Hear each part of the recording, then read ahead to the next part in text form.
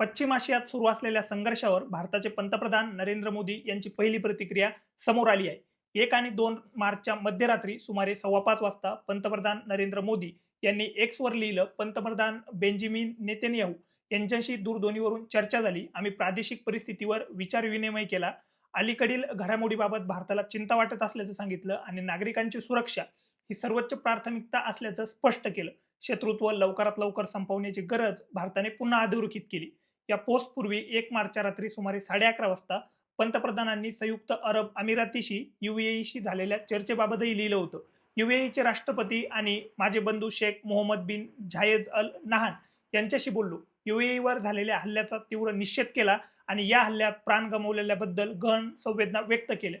या कठीण प्रसंगी भारत UAE सोबत एकजुटीने उभा आहे. UAE मधील भारतीय समुदायाची काळजी घेतल्याबद्दल त्यांचे आभार मानले आणि तणाव कमी करण्यासाठी प्रादेशिक शांतता, सुरक्षा आणि स्थिरतेला आम्ही पाठिंबा देतो. दोन्ही निवेदनामध्ये पंतप्रधान नरेंद्र मोदी यांनी इराण किंवा अली खामेनी यांच्या मृत्यूचा कोणताही उल्लेख केला नाही. 1 मार्चच्या रात्री पंतप्रधान मोदी यांनी पश्चिम आशियातील संघर्षाबाबत cabinet committee on security CCS ची बैठकही घेतली. या बैठकीत संरक्षण मंत्री राजनाथ सिंह, गृहमंत्री अमित शहा, अर्थमंत्री निर्मला सीतारामन, परराष्ट्र मंत्री एस जयशंकर, राष्ट्रीय सुरक्षा सल्लागार अजित डोवाल आणि CDS जनरल अनिल चौहान उपस्थित होते.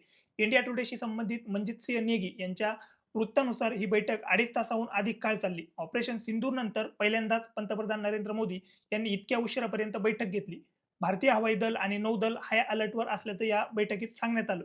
गरज भासल्यास हवाई मार्ग आणि होर्मुझ सामुद्रधुनीद्वारे भारतीय नागरिकांना बाहेर काढलं जाईल. माहितीसाठी सांगायचे तर UAE, Saudi Arabia, Kuwait, Qatar, Oman आणि बहरीन या देशात सुमारे 97 लाख भारतीय राहतात. बैठकीत त्यांच्या सुरक्षेवर चर्चा करण्यात आली आणि अमेरिका-इराण संघर्षामुळे अनेक विमानसेवाही रद्द करण्यात आल्या आहेत. हिंदुस्तान टाइम्सने विमानतळ अधिकाऱ्याच्या हवाल्याने दिलेल्या वृत्तानुसार किमान 100 उड्डाणं रद्द करण्यात आली. 62 प्रस्थान आणि 42 आगमन यातील बहुतांश उड्डाणं आधीच रद्द करण्यात आली होती. प्रवाशांना आधीच सूचित केलं गेलं होतं. आपल्या माहितीसाठी सांगतो की 1 मार्चच्या सकाळी इराणच्या माध्यमांनी इराणचे सर्वोच्च नेते आयातुल्ला अली खामेनी यांच्या मृत्यूची पुष्टी केली. अमेरिका आणि इस्रायलच्या हल्ल्यात त्यांचे निधन झाले. सर्वोच्च नेत्याच्या मृत्यूनंतर इराणने 40 दिवसाच्या राजकीय शोकाची घोषणा केली. खामेनी यांच्या मृत्यूवर अनेक भारतीय नेत्यांनीही प्रतिक्रिया दिल्या. काँग्रेसच्या राष्ट्रीय महासचिव प्रियंका गांधी यांनी एक्सवर लिहिलं, याचा कडक निषेध व्हायला हवा. कारण काहीही असो, अनेक देश आता या लढाईत ओढले जात आहेत. ही दुःखाची गोष्ट आहे. जगाला शांती हवी आहे, निरर्थक युद्ध नको, जे या जबाबदारीचे वहन करत आहेत. त्यांनी महात्मा गांधीचे शब्द लक्षात ठेवावे. डोळ्याच्या बदल्यात डोळा घेतल्याने संपूर्ण जग आंधळं होतं. MIM प्रमुख असदुद्दीन ओवेसी यांनीही एक्सवर लिहिलं, आयातुल्ला खामेनी यांची हत्या ही अनैतिक आणि बेकायदेशीर कृत्य आहे. माझ्याकडून मनपूर्वक संवेदना. इराणवरील हा हल्ला तात्काळ थांबवायला हवा. इस्रायलचा इराणवर आणि पाकिस्तानचा अफगाणिस्तानवर हल्ला हे दर्शवतो की इस्रायल आणि पाकिस्तान या दोन्ही देशांनी आपल्या परिसरात आक्रमक आणि अस्थिर करण्याच्या शक्ती म्हणून स्वतःला सिद्ध केलं आहे.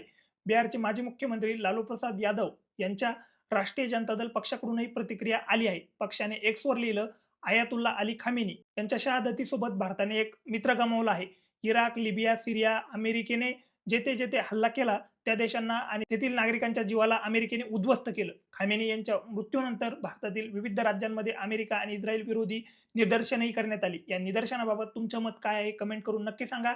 या बातमीत इतकंच. माझं नाव ज्ञानेश्वर आणि इतर अपडेटसाठी पाहत राहा DC मराठी.